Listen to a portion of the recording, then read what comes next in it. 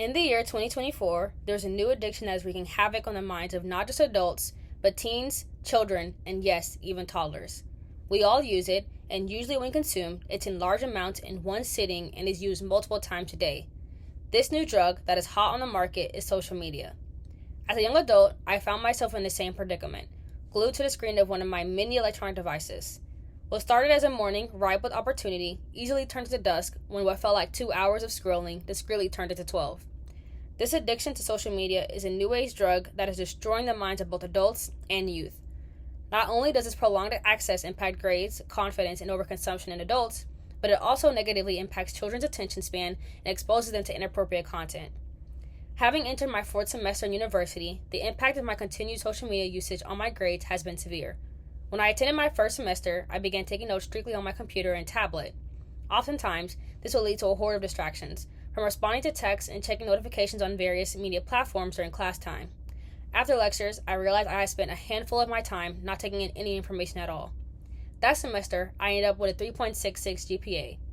The following semester, I tried a different approach.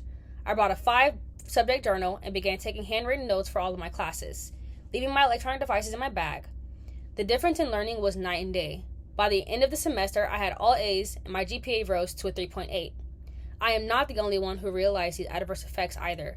According to a study done by the American Economic Review, when taking a group of college students and seeing the effects of their mental health and academic performance before and after the introduction of social media, they stated directly that after the introduction of Facebook, students were more likely to report that poor mental health had negatively affected their academic performance. Grades is not the only thing impacted by prolonged use of these media platforms either. In teens, their confidence level is directly affected, something I have again directly experienced and something that has been effectively studied. The American Psychological Association, when examining teenage participants and their confidence level, found that frequent Facebook use is associated with lower trait self-esteem, with the results showing that participants who use Facebook most often had poorer trait self-esteem, and this was mediated by greater exposure to upward social comparison on social media. Upward social comparison is simply defined as comparing yourself to a person you perceive as better than you, in some shape or fashion. So with the introduction of social media, teenagers are constantly being exposed to these people who are showing off their carefully curated perfect lives and comparing their realities to it, exacerbating this confidence issue. Although confidence in academic performance impacts alone are already alarming, the one most concerning is the rising overconsumption promoted on all platforms. We don't need studies to see that overconsumption is being shoved in the faces of everyone who can swipe a card. Day after day, we are met with a new trend, a new hot item, a must-have, and something you need to run to get. A clear example of this overconsumption is clothing items. Being seen in the same outfit twice in the lives of the younger generation might as well be social suicide. But how can most lower to middle class teens afford to keep up with that mindset? The advertising of low quality, cheap, unnecessary products that can be delivered in less than a week on virtually all social platforms. The reason that this is so harmful is because the thoughtless overconsumption of these products has a negative impact on mental health of adults and teens as well.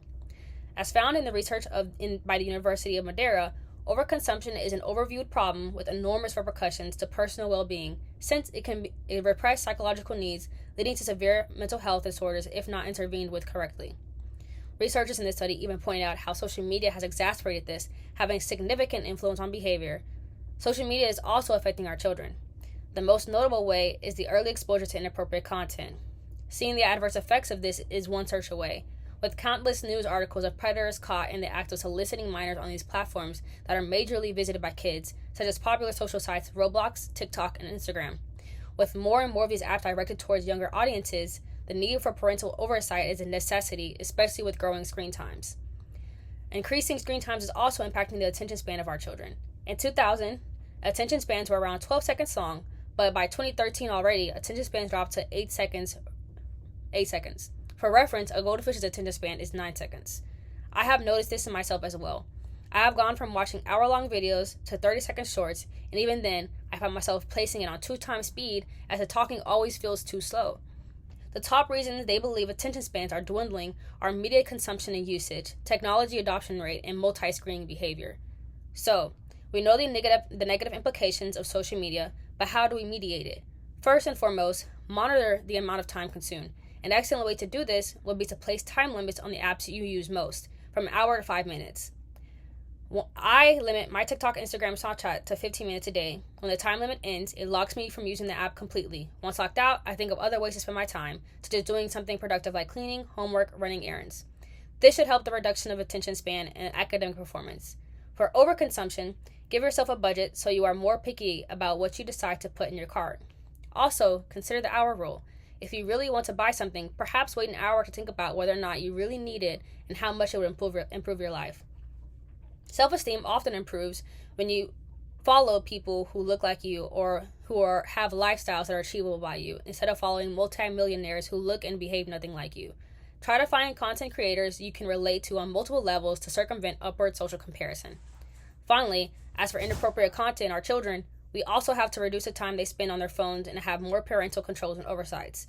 It is too easy to buy our kids phones and want to give them privacy, but the internet is a rabbit hole that can take them to extreme places. Oversight is a must. With these changes, it is possible to reduce the negative impact of social media. This may seem like a lot, but changes are necessary to prevent the doom scrolling we all engage in.